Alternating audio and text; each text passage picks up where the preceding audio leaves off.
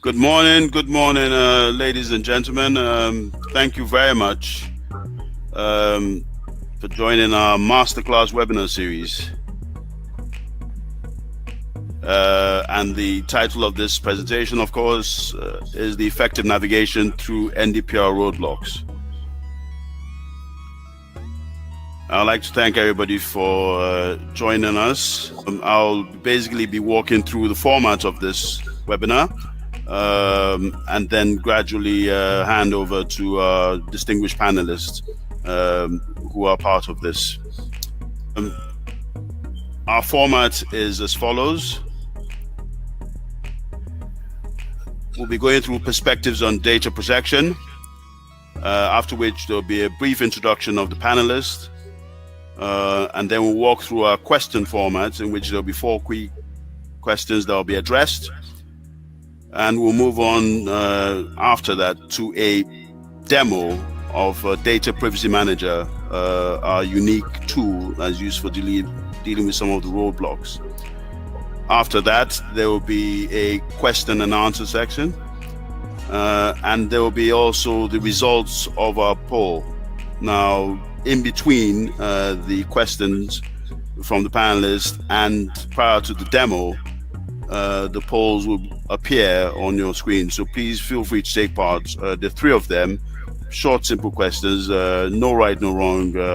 We just want to hear what your thoughts and perspectives are.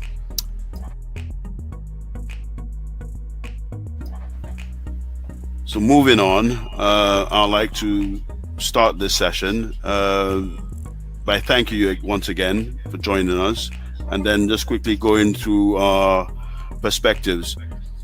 As you may well know, Africa has tended to be a stepping stone or a pit where a lot of technology is introduced. Now, by that I mean technology that is both redundant and in some cases a bedrock or simply a launchpad for technology just to see how it worked out. In some cases, this has worked perfectly, and in some other cases it hasn't. Case in question being obviously the 2017 episode, which I'm sure you've all been privileged to hear about with regards to Cambridge Analytics, where there were some questionable techniques and tactics that were used in the context of some elections.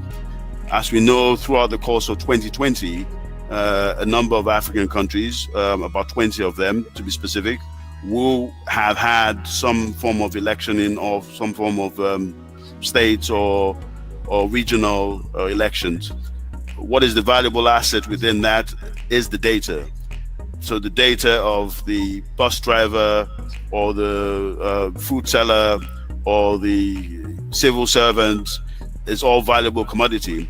However, that has not been harnessed to its true potential by African countries, and the fact that we always somehow lag behind during the course of our endeavors. However, there's progress that has been made, but before then, obviously, we have to look at the way in which this progress has been made. So the onset of the European GDPR has brought on a lot of good things and a lot of challenges, and is that has served as a blueprint for African countries and African data protection agencies to take a lead. More recently, Nigeria introduced in 2019 its data protection regulation, and as a consequence of that, a lot of companies and entities had to take things a bit more seriously. So the days of bits of paper now winding up in redundant corners of buildings or in boxes could no more be taken lightly. A lot of companies are still trying to get to grips with the potential of data as an asset, and in some quarters it's been quietly muted as the new oil. But what do we know about all this data, or what do we do with it? What do we mean to the average company as a data subject? Do we understand why our data is being collected? Do we understand why our names, date of births, preferences in life and choices specific to what can be collected are used? How are they used? How are they managed? To take us through this webinar, we're going to be focusing on some key questions. by a distinguished panelist. And this will basically give all of us an insight, we hope, at the end of this, as to why and how things are. Moving on, I would like to introduce our panelists. And before then, I'll talk about the companies that are involved indirectly. Dataworks Analytics is a small entity in Nigeria, but privileged entity. And for us, it's pretty much about the data. We basically see Dataworks basically secures, protects, and adds value to your data, to your asset. Marriott Consulting Nigeria, basically lives and breathes data privacy. And then, of course, there's a data privacy manager under the auspices of Poslovna Inteligentia, who provided for 20 years in the field of creating data-driven solutions for clients worldwide. First of our panelists is Ade Adedeji. At Dataworks, Ade is responsible as the Chief Privacy and Data Protection Officer for strategic direction of data practice, which is focused on tackling the growing data challenges of leading organizations in the African market. Prior to joining Dataworks, he managed regulatory compliance and data governance projects for large blue-chip organizations in Europe, assisting them on their journey towards becoming GDPR, EPA 2018 and CCPA compliant. I won't introduce myself. I'll let you just merely look at my profile. It would be unfair for me to talk too much about myself. I can come back to that later. Olufemi Ogundere is the CEO of Marriott Nigeria, and Olu is the managing partner, CEO of Marriott Nigeria Limited, is an IT and data privacy consultancy, one of Nigeria's leading data protection compliance organizations licensed by NITA, of course. Olu is a solutions architect, an IT practitioner, and a certified data protection officer, a certified information system auditor, and a certified information system manager, as well as a certified Scrum manager and an Agile project manager. Marian Bracic is a data privacy director at Poslovna Inteligentia, where he has been working for the last 10 years leading complex projects in the telecom and financial industry, as well as an architect on projects for the introduction of analytical systems and intelligent data protection. Today, he's the product owner of Data Privacy Manager, a comprehensive privacy solution for effective personal data management. Our first question, which I'll open to our panelists, now that you have become acquainted with them, will be the one that is at the forefront of everybody's mind. How do I start the journey? And by journey, I mean the journey into data protection management. So I'll open the floor to Ade and Femi. If you'd like to, either of you start the journey for us, please. Thank you. Good morning, everyone. And thanks for joining this webinar once again. Before I go into what I want to talk about, I just want to quickly highlight a few things that are very, very important. The regulatory landscape, particularly in data protection around the world, as Joe mentioned, is changing. Also, even within Nigeria as well, we had the NDPR that was introduced in January of 2019. And also, there's a data protection bill that has been discussed, has been issued, has been reviewed, or is in the process of being reviewed at the moment and will soon to be passed. So the landscape is constantly changing. It's constantly changing. And that means when you want to get on a journey, it's sometimes very hard for you to understand how to navigate this journey and how to start effectively. So because the landscape is constantly changing, one of the things in which I think will be a good way to start is for you to understand the journey. So for every organization, you have to understand what NDPR means, what data protection means, and the best thing to do to get this understanding is to maybe engage a data protection compliance organization, which is an organization that is been licensed by NDPR, who are the regulators, to help organizations with their compliance activities. That's something that it's very important, because they will help you to shape and be able to define what that journey is going to be for you. So for every journey, you need to have a destination, and they will help you to carve out that destination.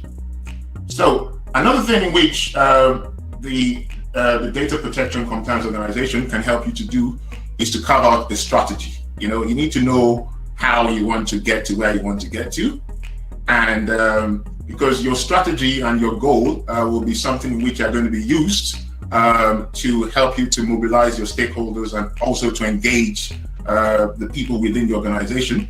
So good things to include in that strategy or your roadmap is what your outcomes. What do you want out of your strategy?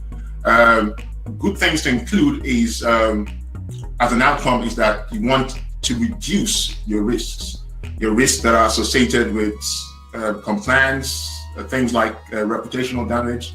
I think costs. I mean, cost is a big one, because a lot of people always talk about the cost of fines and all that, but the truth of the matter is that there are lots of hidden costs that are associated with breaches.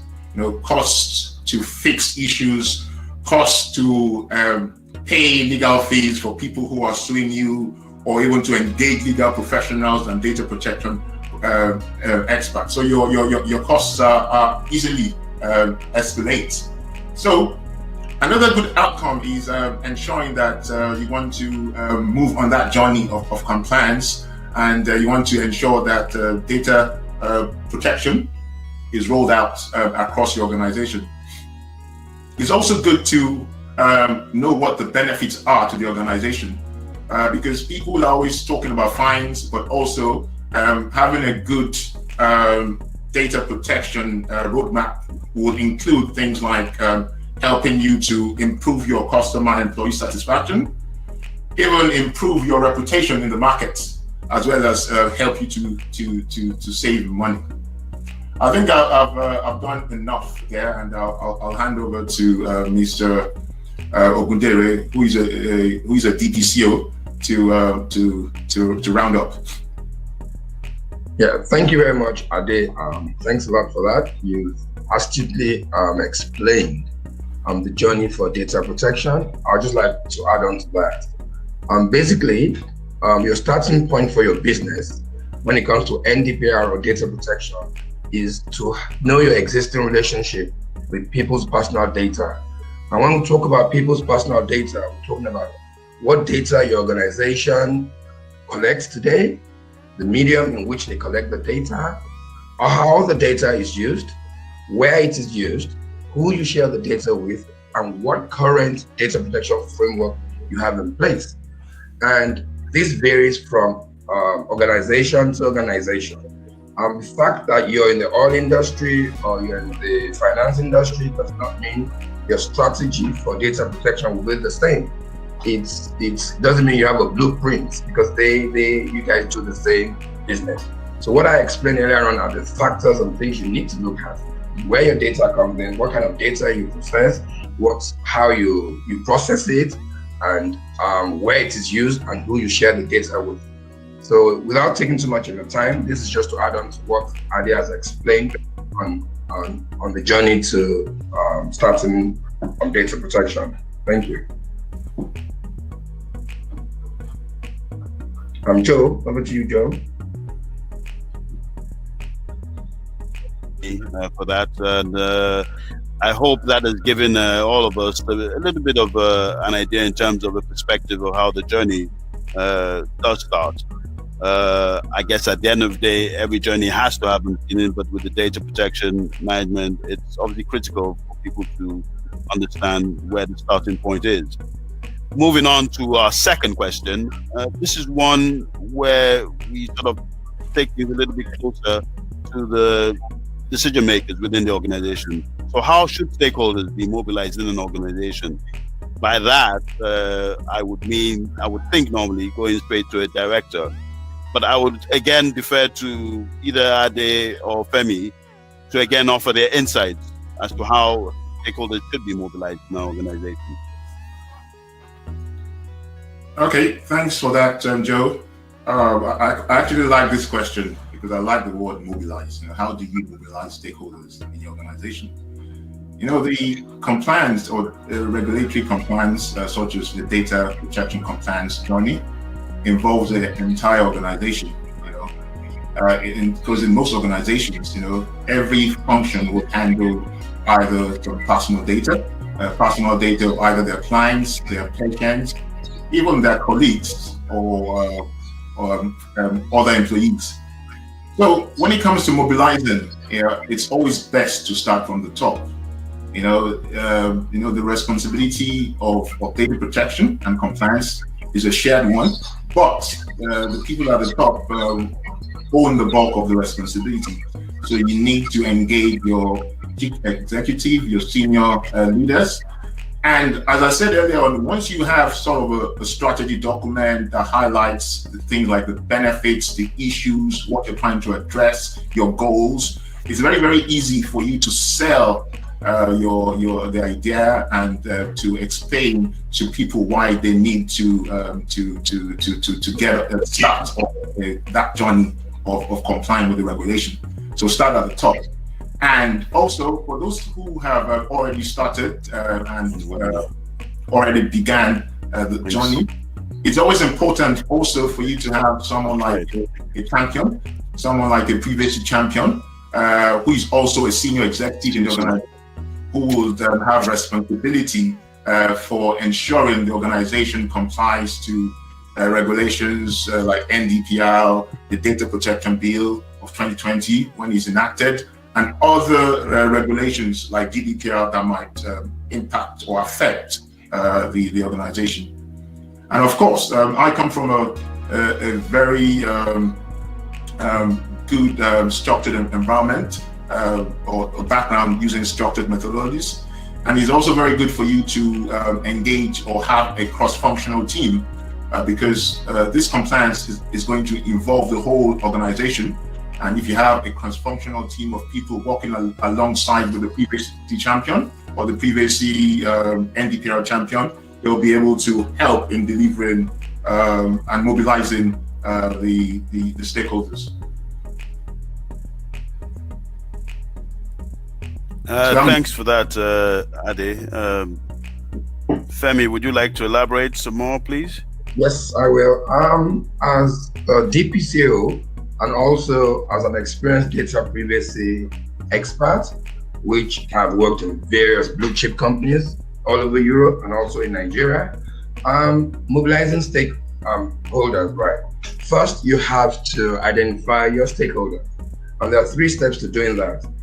Like I said, the first one is identifying the stakeholders and their interest in the project, either it's positive or negative. Secondly, assessing the influence and the importance and the level of impact of each stakeholder. And lastly, identifying how best to engage the stakeholders. Okay, when we talk about stakeholders, we talk from the top to the bottom. And in every organization, it's not necessarily the ED or the CEO that's the main stakeholder, right? Like I said, anybody involved in making a decision regarding the data regulation or protection regulation is a stakeholder in the company. Some believe that GDPR that should be led by the Chief Information Officer, the CIO, or the Chief Information Security Officer, the CISO, as they call it in some companies. But not necessarily. Like I said, some companies might just have a data protection officer who is regulating and making sure or managing the data process in the company and make sure everybody aligns and everybody's compliant. Like I said, so what matters most is getting the buy-in from the stakeholders, identifying them, understanding their impact and influence. And once you get the buy-in, then it's easy now for the flow of making sure data protection is implemented in the company. Thank you. Thanks for that, Femi. And moving on to our third question. This probably will have different connotations for different people, depending on obviously what parts of the globe they reside. Now, we're all familiar with roadblocks in the European sense, but within Africa, I'm sure roadblocks obviously have a different connotation. By roadblocks in this case, I don't necessarily mean a traffic roadblock, although it could draw certain parallels. I mean basically challenges that an individual or companies might face, or anybody trying to pursue data protection management in a more positive way.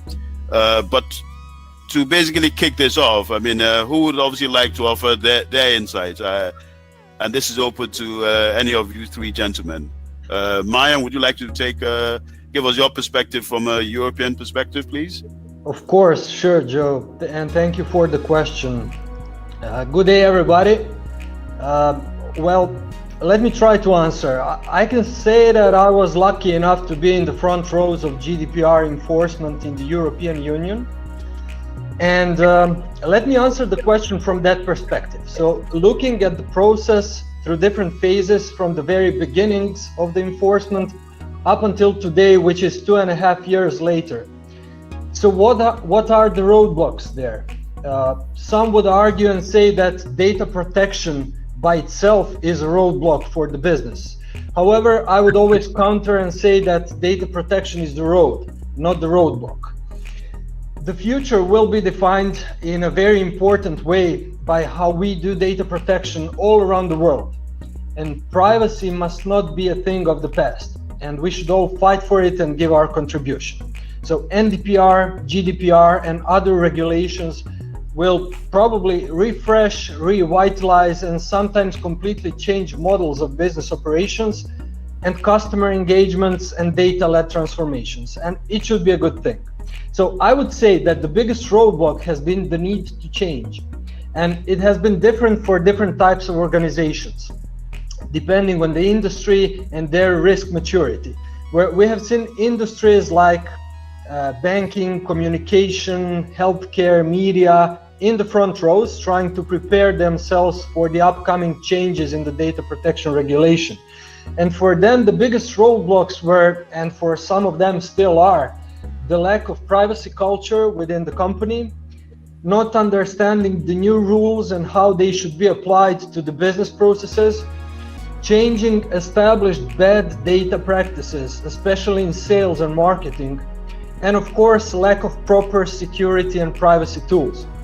And for less risk mature organizations, it is still lack of focus on data protection, as we see there a wide range of behavior, from those who just wait and watch what others, including their competition, will do, to those extremes where companies have deleted large volumes of personal data and started collecting them again with proper consent processes in place. You know, they just deleted everything. Crazy. So nevertheless, risks for not having a focus on data protection is immense, as we have seen millions and millions of fines in the EU, and not only for data breaches and in general the lack of security measures, but also for not having privacy processes in place. For example, for not having proper consents or not deleting customer data in time. And as I have mentioned, one of the big roadblocks in the beginning is the lack of focus on data protection. I would also add there a lack of knowledge. Employees in the organization should understand that data protection is both data security and data privacy. And if the organization is a house where you would keep valuable stuff like customer personal data, you need to take care of the security, right? So you should lock the doors and windows on your house. Once it's all locked and bolted, how do you protect the privacy? Well, you put the curtains over all the windows. Don't let nobody see the data. It's valuable and it's private. So people sharing their data with the organization have the right to have privacy. And the final roadblock I will mention is the lack of proper tools to do data protection in the right way. So we have seen this as a big problem, and we have been trying to help our customers ever since by giving them the right tool for the job. And you know, we have seen the attempts of keeping everything in one Excel sheet, and there is an old saying that if the only tool you have is a hammer, everything starts looking as a nail. But Excel is not a data protection tool, and the organization deciding to use Excel eventually end up building bigger and bigger spreadsheets with no real risk mitigation and with weak data protection processes in place. So I'm going to do a demonstration of Data Privacy Manager today and hopefully be able to show a little bit of what we can do to help companies on this journey. Thank you very much for that, Back to you. Thank you very much. Would Femi or Ade care to offer a brief additional comments on that roadblock from the African perspective, please? Yeah, I'll just comment on that from an African perspective. So, because NDPR and it's still relatively new within the Nigeria, and data protection is still relatively new across the African across Africa. The biggest roadblocks in which we found to date is to do with people. People don't understand what you're trying to do. They don't understand what the benefits are. People are going to resist change. People are going to try to sabotage your efforts. So the people element is huge, because remember, you're trying to roll out a program that's dealing with data of your personal data that people have entrusted you with. But they don't understand, what you're trying to do. So also another important roadblock is budget. Because people don't understand what you're trying to do, there's often no budget for it, and without a budget, you're not going to be able to go far with what you're trying to do. So it's important that you try and secure the budget to support you in what you're trying to do, and finally. Have a good plan. It's not only about completing an audit report and filing an audit report. It's about working on a journey of compliance and continuously improving your level of compliance and reducing your risks that have been identified to ensure that you reduce the level of trust in which your customers, your consumers, your employees have given to you by giving you your data, that you value that trust and you value that relationship. So thank you very much for that, Ade.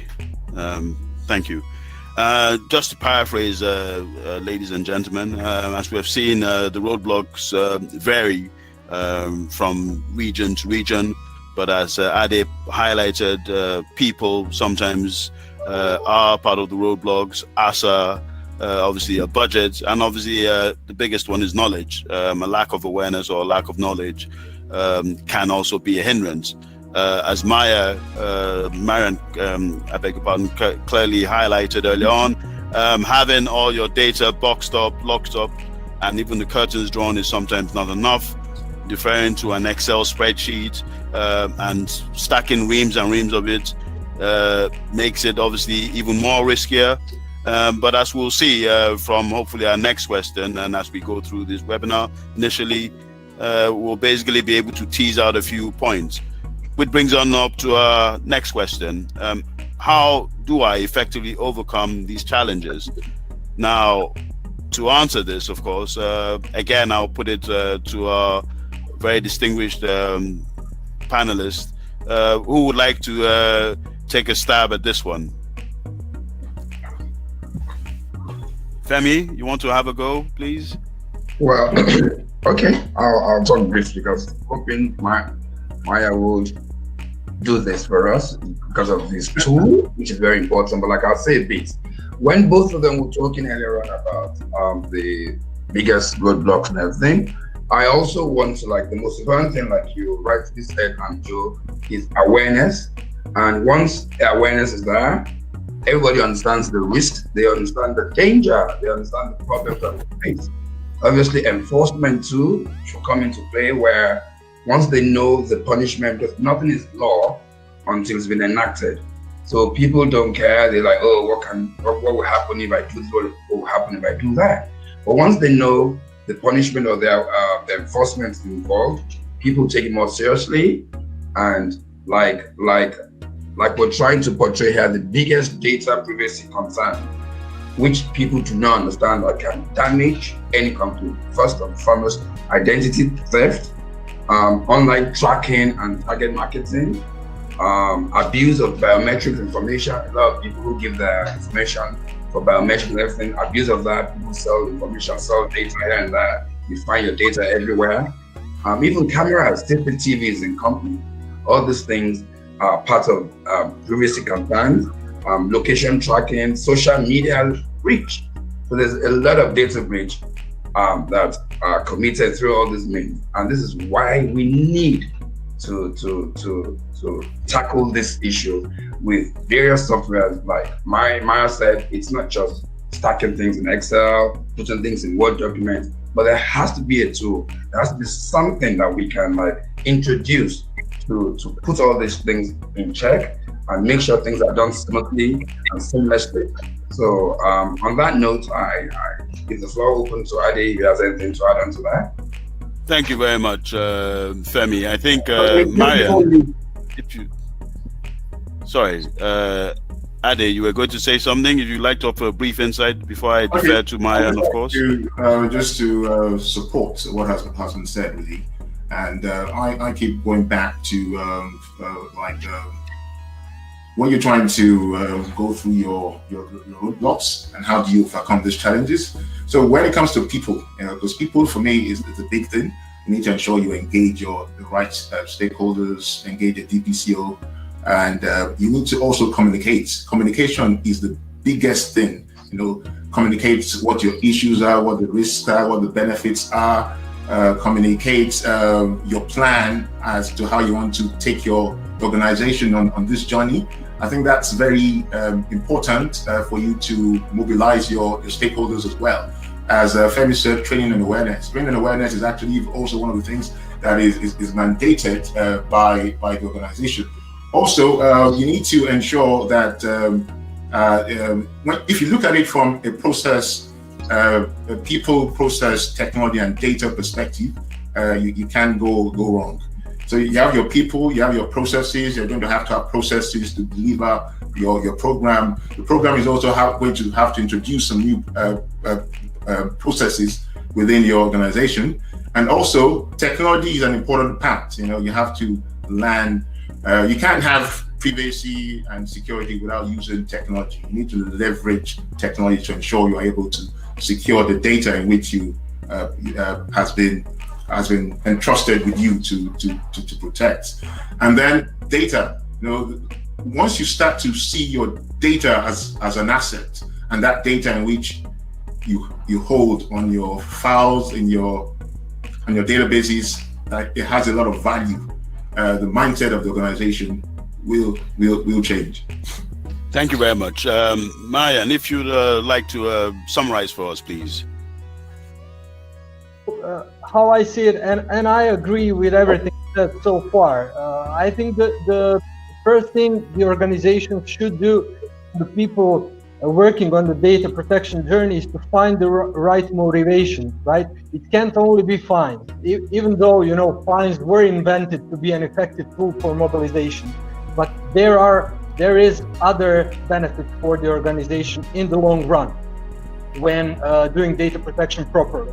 And if I would need to summarize the points which can be used to effectively overcome the roadblocks, I would say it's privacy culture, it's employee education, it's privacy program management, including privacy risk management, and it's proper tools. So, collecting the data today, processing the data, exposing the data, sharing the data, it's all done through technology. So we also need technology to properly secure both on the security and on the privacy side.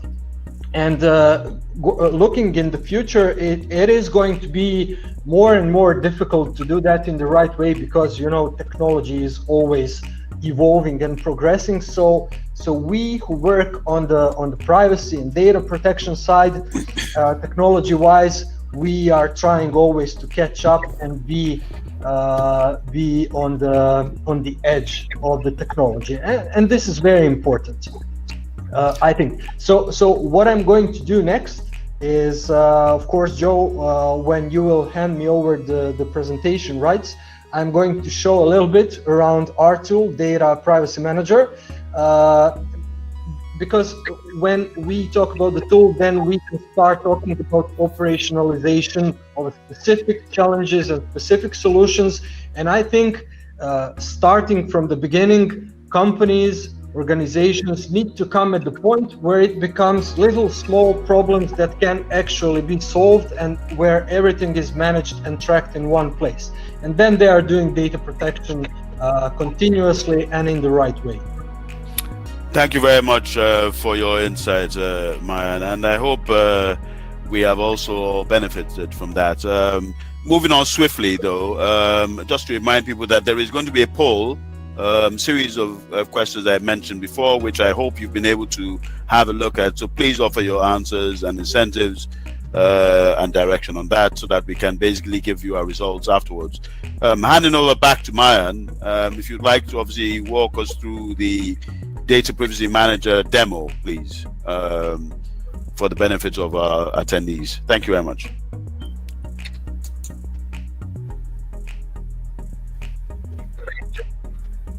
Okay, so what I'm going to do in the next like 10 to 15 minutes is I'm going to do a short demonstration of Data Privacy Manager, which is a privacy management platform and the software that we have developed and are continuously working on it, and it actually is helping our customers on the data protection journey, and it's helping them solve all those little problems and challenges that will appear along the line.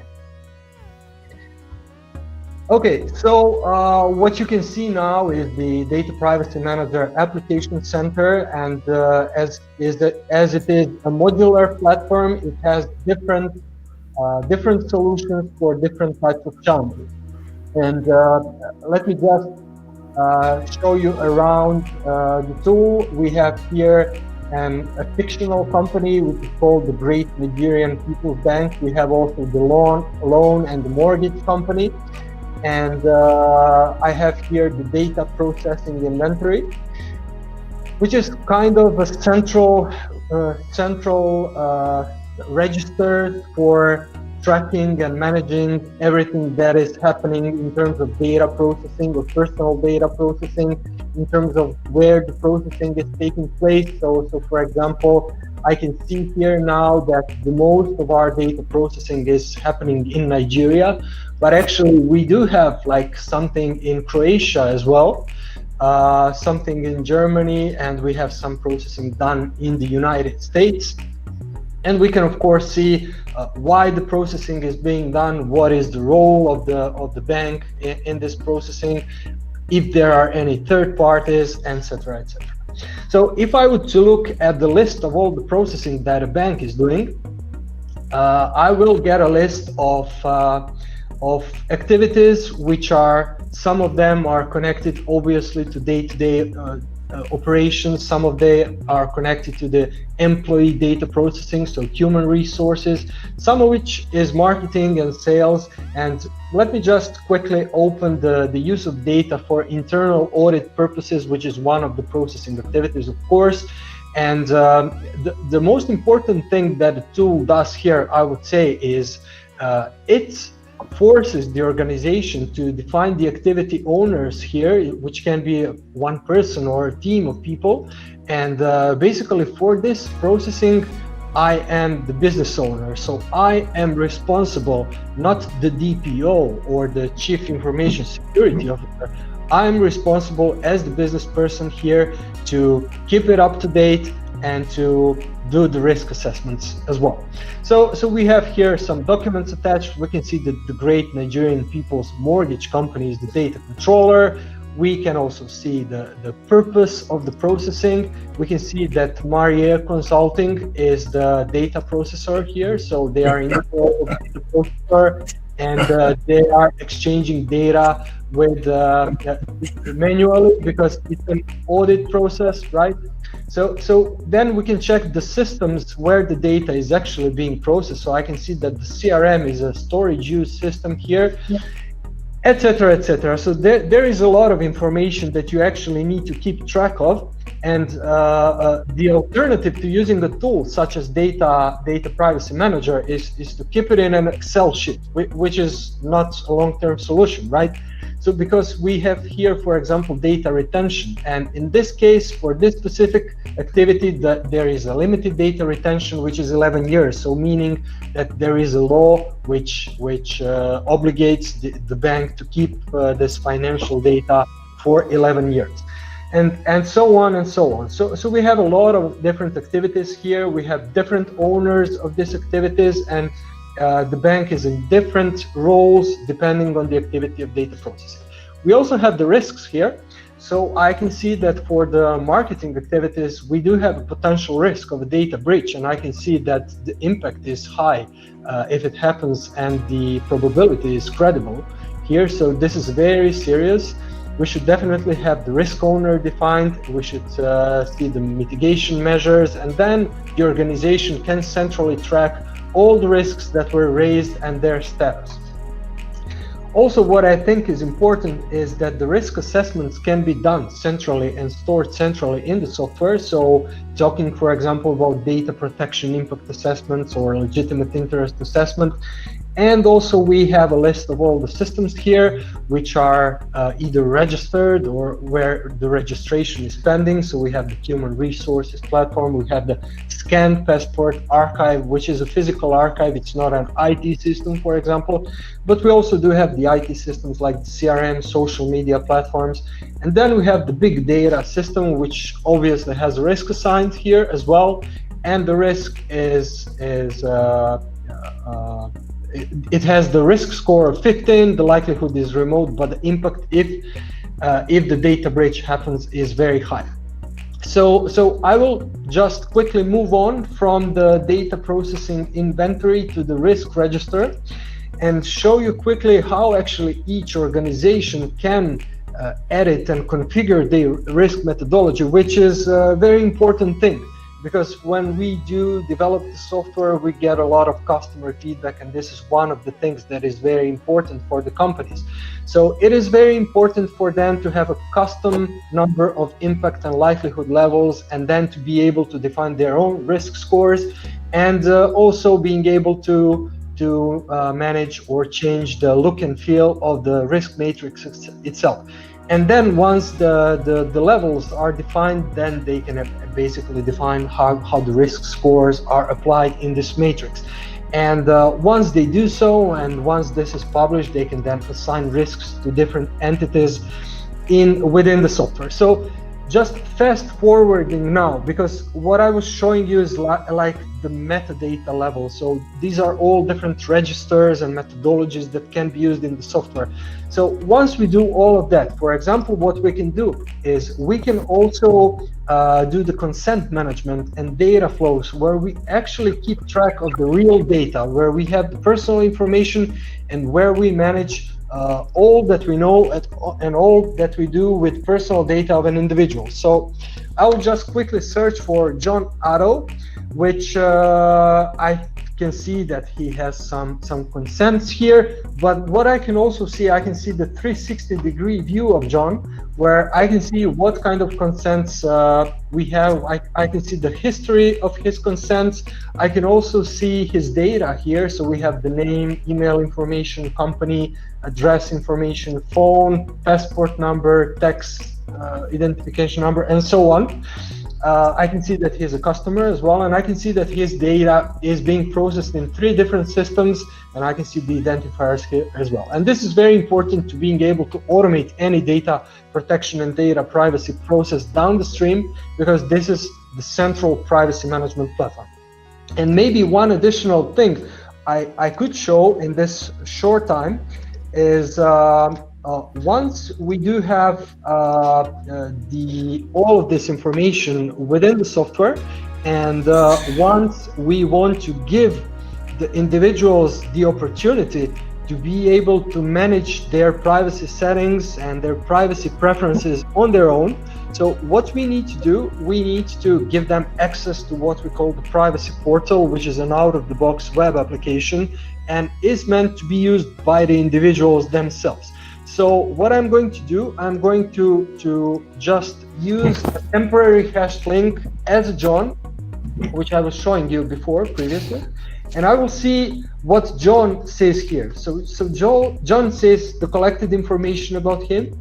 John can see if there are any requests that are being handled by the bank, and he can also submit new requests here. So in this case, send me my personal information, so right to access data. It could also be right to be forgotten or right to erase data.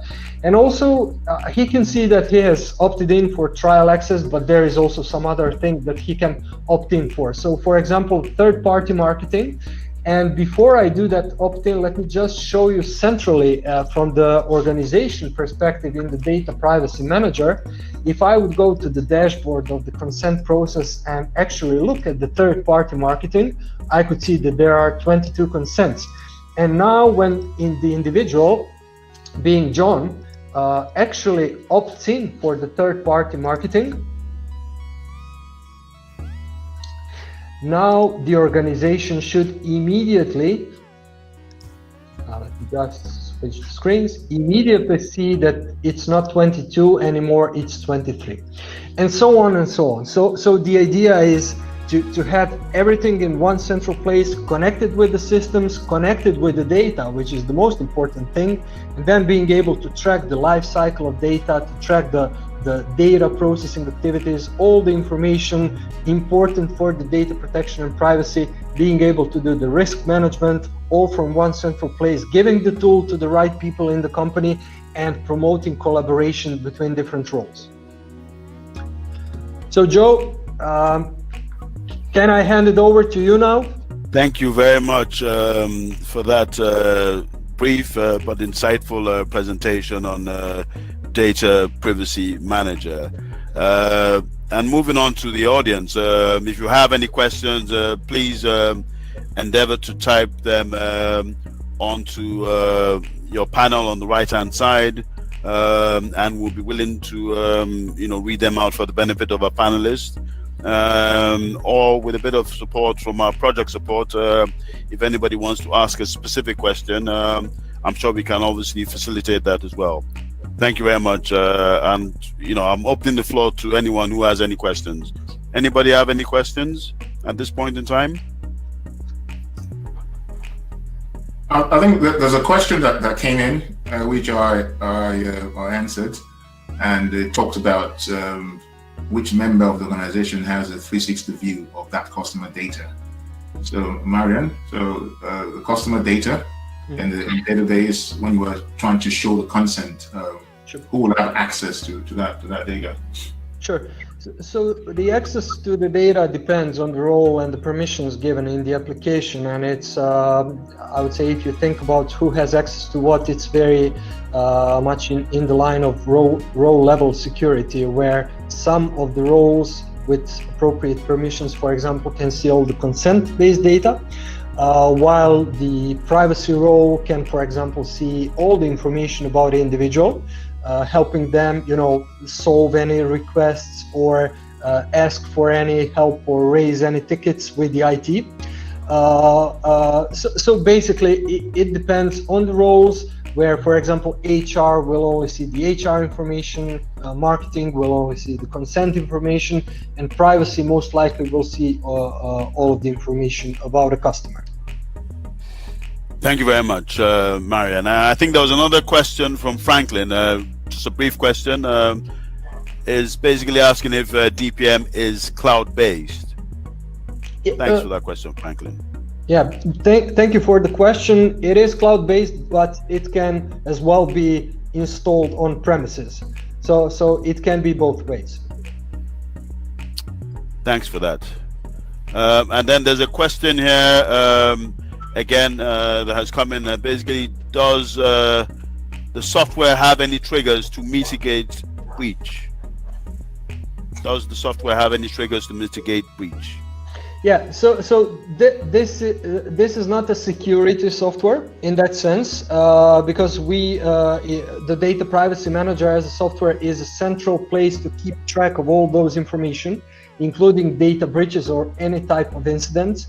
It can be integrated with service ticketing systems, service order management. However, its purpose is not to secure the systems. Its purpose is to enable privacy management, risk management, and keep all the information in one central place, promoting collaboration between different roles. So one of the roles will definitely be security. And if there is a risk raised for the system saying security controls are not enough on the system A, then it will be visible in Privacy Manager, in Data Privacy Manager as a risk. It will be visible as a task for the security role, and the status of that task will actually be tracked through the system as well.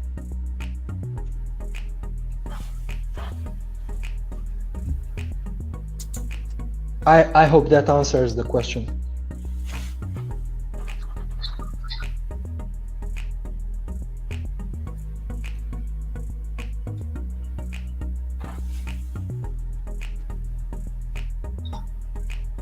Okay, so I think there's another question in which I can see here from Irina, and it talks about, does the NDPR provide for safeguards such as binding corporate rules for the transfer of personal data?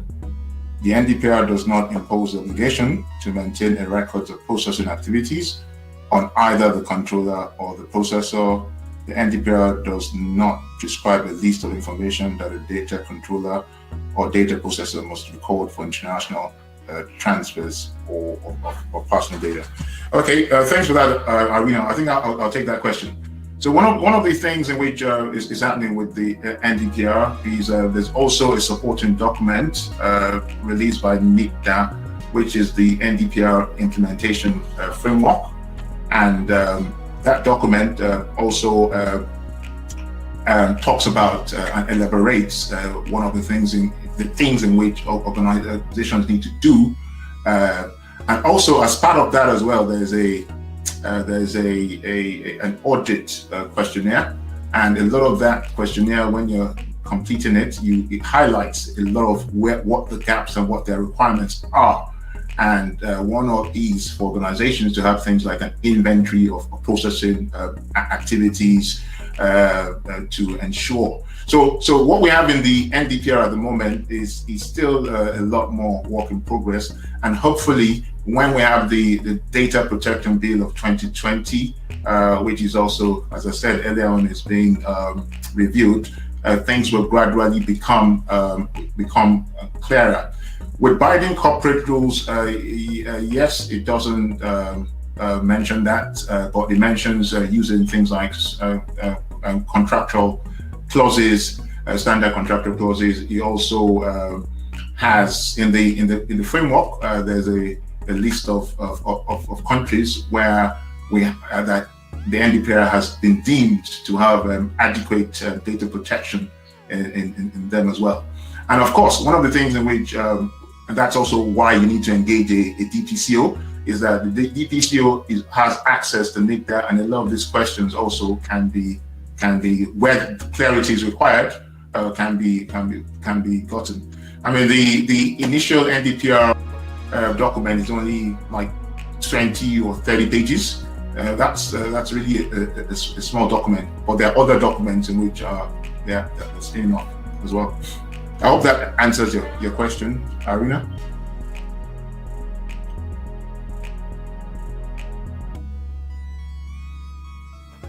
Okay, there's another question here that talks about please discuss likely impact of machine learning and AI and data privacy.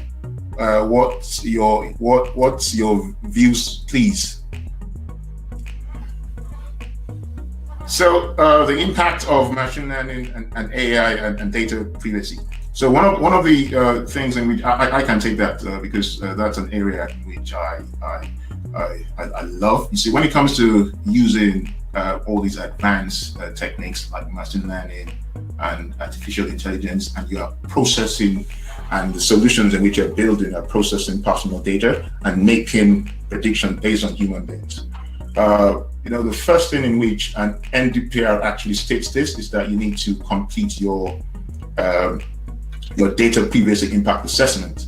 So when you complete your data previously impact assessment, it helps you to highlight some of the possible risks of re-identification, risks of even when you are identifying people wrongly, or you are making decisions, you are automating decisions based on someone, and that person and your algorithm has given the wrong outcome. Another thing that is important when you're making such things is for you to ensure that you imbibe privacy by design. So NDPR mentions privacy by design. It's a concept in which if you introduce it into the way in which you're designing your solution and the principles within privacy by design, it will ensure that the outcome in which you have or your solution will be able to protect the personal data of the people who you are developing your machine learning or AI application for. I hope I answered the question. Thank you very much, Ade. I hope benefactor got an answer there. And just quick question from Victor. I'm conscious of time here as well. Does DPM have integration with MS Active Directory or SAP? Marian, I don't know if you could shed some light on that, please. Yeah, if I saw the question, and I think I did, the integration was more related to managing the roles and the users. So we definitely do have integration, which is all out compatible. So we can integrate with any type of identity access management platform like Active Directory or Azure Active Directory or similar. Thank you. I hope that answers your question, Victor. And a question from Nana. Is the DPM tool to be used to audit the client, or is the client expected to purchase the tool?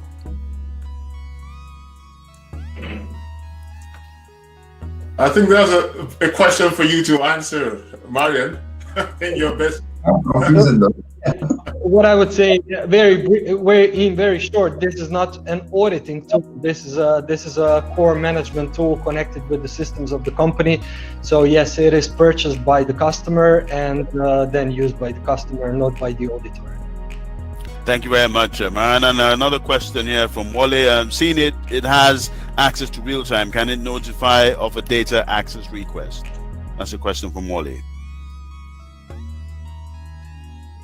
Would anybody, Marian, would you like to shed some light on that, please? Sure. So a subject access request is one of the types of requests that can be handled within DPM. One of the modules of the tool is data subject request management. Yes. Thank you very much. From my understanding, it can handle that access in real time, and it can also be configured to route that access to the right person who will be dealing with that request. Thank you, Ade, and thanks, Marian. And there's one other question here, I believe, from Ellie. Do we have campaigns in place to educate people in Nigeria to understand the value of their data? That's probably a subject in itself. So, Ade, I don't know. I believe the communication of the value of data, it's something that is progressive, and I agree that there needs to be a lot more focus on educating people and making awareness. But I think a lot of things are going to change when the data protection bill becomes enacted,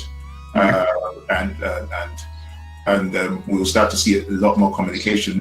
And when we also have our own independent data protection commission, which will be one of the things in which the bill will be set up. Because at the moment, NICDA is the one who is regulating the NDPR.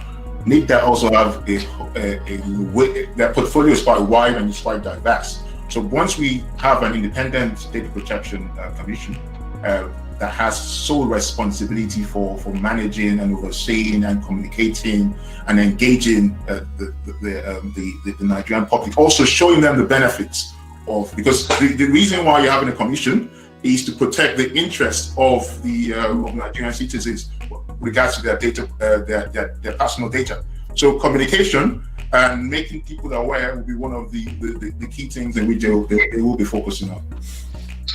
Thank you very much, Ade, and thank you very much, gentlemen, for mine, especially for that demo, and obviously answering the questions. Same thing to Ade and Femi. To basically continue, or more or less go into sort of post roundup, we're doing a number of excellent offers, post webinar offers, of course. We're offering a 14-day free access to Data Privacy Manager. Again, details can be found on that unique link, which you should see on your screen shortly. And please keep an eye out for that as well. We're also offering a 25% discount on the purchase of the software, provided, of course, that is before the end of November. Again, keep an eye out for this. You should be able to see, you should be seeing the link in your screen. Please let me know if you can't see the link. The first link is the one for the 14-day free Data Privacy Manager trial.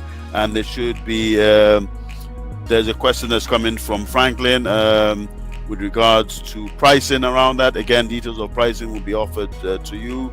Thanks. And I will be endeavoring to share the slides at the end of this presentation. Again, this will be either emailed to yourselves or in the form of a PDF format. So you'll be getting through to that as well. It's been a very stimulating discussion, and we hope we've been able to keep you stimulated. We will be running a number of masterclass webinar series in the future, so please keep an eye out for that.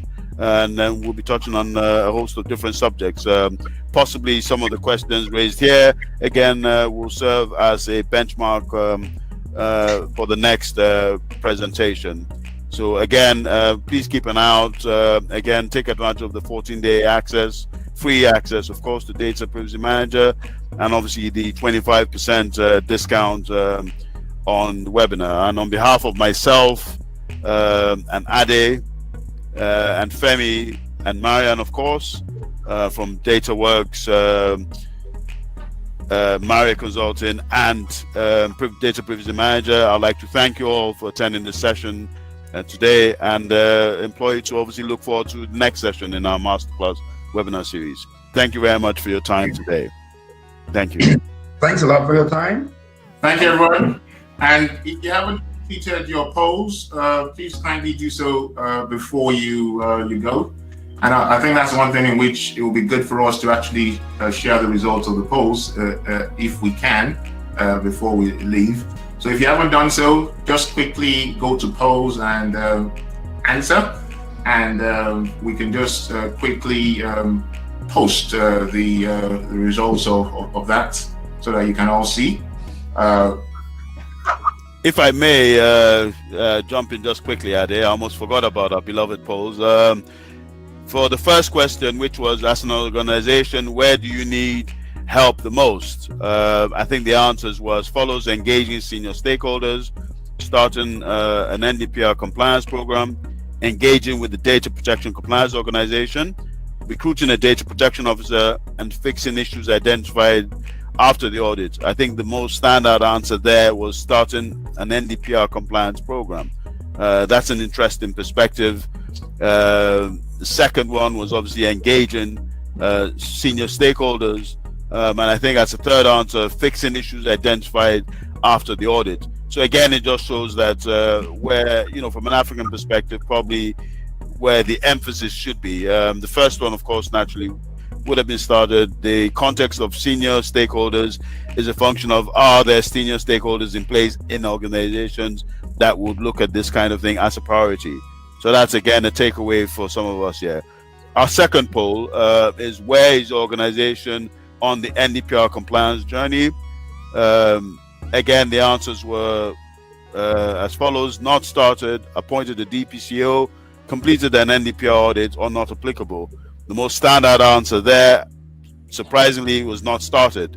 So it means that there's a lot of work to be done on that NDPR compliance journey, and hopefully along the way, in the African context, I hope we're not just starting the journey this time next year. We should have started, and we should be moving forward. The second answer, highest answer, was completed an NDPR audit. It shows at least that there is some movement or traction, but again, a little bit more emphasis. Again, a wider audience might have a different perspective. The third question in our poll was, are you aware of the Data Protection Bill of 2020, which is currently in draft? The answers were again limited here. So yes, no, I need more information. Obviously, the standard answer from this section of the audience that stood out was 58% said that yes, they were aware. But again, I think for me, need more information at the second answer is probably one for concern. Again, it means that either the information out there has not been clearly articulated, or there's a need, obviously, to ensure that there's more awareness created. So I hope that helps in the context of the polls. Apologize for that sort of coming later. But once again, I'd like to thank our panelists, Marian Bratchett, of course, from Data Privacy Manager, Femi Ogundere from Maria Consulting, and of course, Ade Adedeji from Dataworks Analytics. Thank you, panelists, and thank you, ladies and gentlemen, for attending our webinar this morning. Thank you.